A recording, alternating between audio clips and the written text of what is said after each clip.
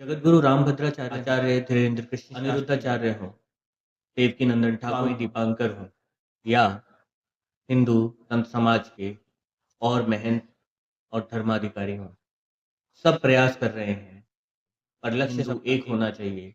सब प्रयास कर रहे हैं हिंदू एकता की।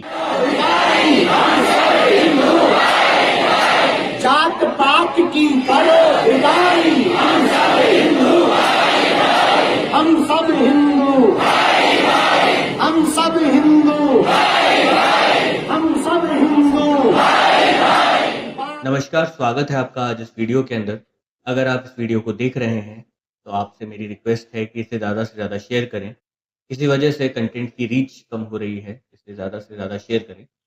अब बात करते हैं आज के वीडियो पर। इस देवबंद को बहुत यशस्वी बनाए, बहुत यशस्वी बनाए। उसके लिए आप सबका सहयोग, आप सबका साथ, आप सबका संगठित होना सबसे जरूरी है। याद रखिएगा कि जब तक आप हिंदू हो तब तक केंद्र बिंदु हो, केंद्र बिंदु। और जब भी आप बट जाते हो, हर गली नुक्कड़ पर कट जाते हो। आज बात कर रहे हैं जिस इकोसिस्टम की हर जगह बात की जाती है, जो इकोसिस्टम जिसमें हमारा समाज, हिंदू धर्म या हिंदू समाज थोड़ा सा कमजोर पड़ता है हिंदू इकोसिस्टम के ऊपर। हिंदू इकोसिस्टम को कुछ नए एलिमेंट्स और कुछ नई ताकतें या कुछ नई फोर्स मिल रही है, जिस वजह से वो और मजबूत होने जा रहा है। पिछले दिनों के अंदर पूरे विश्व भर के अंदर जो अलग अलग घटनाएं हुई, उन घटनाओं पर हिंदू समाज के साधु संतों ने गहन चिंतन मनन करने के बाद में एक सुर के अंदर एक बात कही कि हिंदू को एक होना पड़ेगा, तभी इन सब परेशानियों, इन सब विपत्तियों से वो पार पाएगा। इसीलिए हिंदू को संगठित करने के लिए हिंदू इकोसिस्टम को और मजबूत कर रहे हैं हमारे धर्म अधिकारी, हमारे मंदिरों के महंत, हमारे कथावाचक और संत समाज के लोग। अब तक हिंदू इकोसिस्टम की कमान कहा जाए तो हिंदू स्कॉलर्स और इंटेलेक्चुअल्स के पास थी। कहीं ना कहीं उनके द्वारा दिए गए वक्तव्य या उनके द्वारा उजागर की गई सच्चाइयों की रीच एक तबके के लोगों तक ही थी, क्योंकि वो लोग जो इन विषयों के बारे में थोड़ी बहुत जानकारी रखते हैं, वही लोग उनसे जुड़ पा रहे थे। इसी वजह से हिंदुओं का इकोसिस्टम थोड़ा सा कमजोर नजर आ रहा था।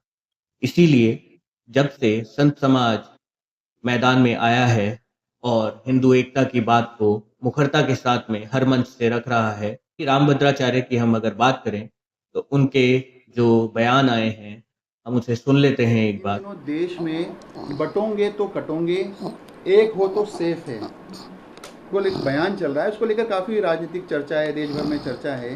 कई जो लीडर है कांग्रेस के, उनके भी बयान इस पर आए हैं। आपका क्या मत है इस बारे में?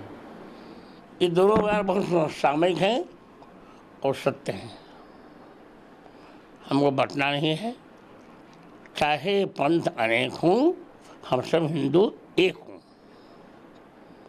और जब हम एक होकर रहेंगे तो हमारा कोई बाल भी बांका नहीं कर सकेगा।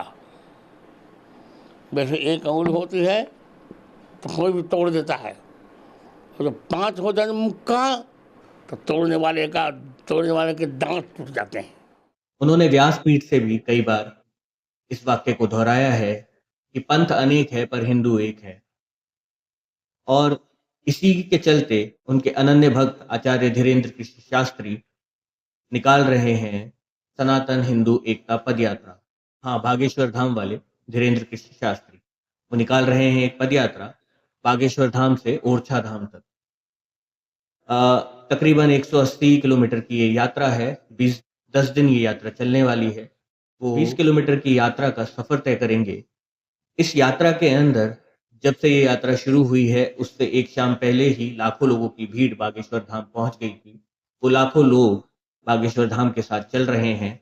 रास्ते के अंदर कई सिने जगत की हस्तियां, सामाजिक क्षेत्र में काम करने वाले लोग, हिंदू इकोसिस्टम को मजबूत करने वाले लोग भी जुड़ कर रहे हैं। बीच बीच में वो यात्रा में साथ आ रहे हैं और मजबूती प्रदान कर रहे हैं। आचार्य धीरेन्द्र कृष्ण शास्त्री का ये कहना है कि इस यात्रा से वो जितने लोगों को जगा पाएंगे, जातियों की बेड़ियों में बंधे हुए हिंदू समाज को उससे निकाल कर जितने हिंदुओं को जगा पाएंगे कि धर्म के नाम पर उन्हें एक होना चाहिए, ये उनका प्रयास है। अगर बात धीरेन्द्र कृष्ण शास्त्री की कर रहे हैं, करेंगे, हम स्वामी दीपांकर की भी बात करेंगे, जो पिछले लंबे समय से भिक्षा यात्रा निकाल रहे हैं। आप सबसे आह्वान है, आप सबसे निवेदन है, कतई दादा ताली बजाओ ना बजाओ, नारा लगाओ ना लगाओ, साथ खड़े हो ना खड़े हो, अपने परिवार, अपने अस्तित्व, अपने व्यक्तित्व की रक्षा के लिए एक हो जाओ, एक हो जाओ, एक हो जाओ। बस इससे ज्यादा कहूंगा तो भिक्षा यात्रा के तहत वो लोगों से जहां भी वो जा रहे हैं, वो एक ही अपील कर रहे हैं कि हमें एक होना है। अगर हम एक नहीं हुए, विभाजनकारी ताकतें इस देश के अंदर सफल हो जाएंगी, हिंदुओं में बंटवारा हो जाएगा और उसके जो दुष्परिणाम आएंगे, उन सब दुष्परिणामों को हम सबको ही झेलना पड़ेगा। इसीलिए हिंदू को एक होना पड़ेगा। इसी कड़ी के अंदर देवकीनंदन ठाकुर के नेतृत्व के अंदर बहुत बड़ी धर्म संसद का आयोजन भी हुआ और धर्म संसद के अंदर जिन लोगों ने भी अपना वक्तव्य दिया, वक्तव्य कुछ भी हो, पर उसका सार यही था कि हिंदू एकता जरूरी है, चाहे फिर वो जैन धर्म के मुनि हो या फिर शिक्षित संगत के लोग हों। जहां बातों से नहीं काम चलना। गुरु गोबिंद सिंह महाराज बोलते हैं, कहते शस्त्रन के अधीन है राज, राज बिना ना धर्म चले हैं, धर्म बिना सब दले मले हैं। आप सबको अपने साथ माला के शस्त्र उठाना ही पड़ेगा। बिना शस्त्र से कोई काम हो ही नहीं सकता। सबका एक ही मत था कि हमें संगठित होना है। हम संगठित होंगे तभी हम आने वाली परेशानियों से पार पा सकेंगे। यार, मेरा ये मानना है कि ये जो प्रयास कर रहे हैं हमारे संत समाज के लोग, ये प्रयास बहुत अच्छा है। ये अच्छा इसलिए है क्योंकि वर्तमान में जो हमारे स्कॉलर्स हैं या जो इंटेलेक्चुअल लोग हैं जो कोशिश कर रहे हैं हिंदू जागृति की, उनकी सीमाएं हैं क्योंकि वो प्रयास कर रहे हैं हमारी हिस्ट्री से जुड़े हुए विषयों को हमारे बीच लाकर सच को उजागर करने के लिए। पर हमारे जो धर्म से जुड़े हुए, धर्म को जागृत करने वाले जो साधु संत महात्मा हैं, जो धर्म की प्रतिष्ठा को बचाने में लगे हुए हैं, उनसे जुड़े हुए उनके लाखों भक्त, उनके करोड़ों भक्त, वो तबका है असल के अंदर रोजमर्रा के जीवन के अंदर जो साजिशें हो रही हैं उसका शिकार होता है। उसका शिकार होने के बाद में वो परेशान होता है। तो साधु संत और महात्मा जब एक जगह आ रहे हैं अपने भक्तों से, धर्म के अंदर भरोसा करने वाले उन करोड़ों लोगों से ये अपील कर रहे हैं कि आप संगठित होंगे, आप एक जगह होंगे, आप एक बात करेंगे, तो जिन समस्याओं से आप घिरे हुए हैं उन समस्याओं से आप निकल पाएंगे, आप और मजबूत नजर आएंगे। विघटनकारी जो ताकतें हैं उनका मुंह तोड़ जवाब आप दे पाएंगे।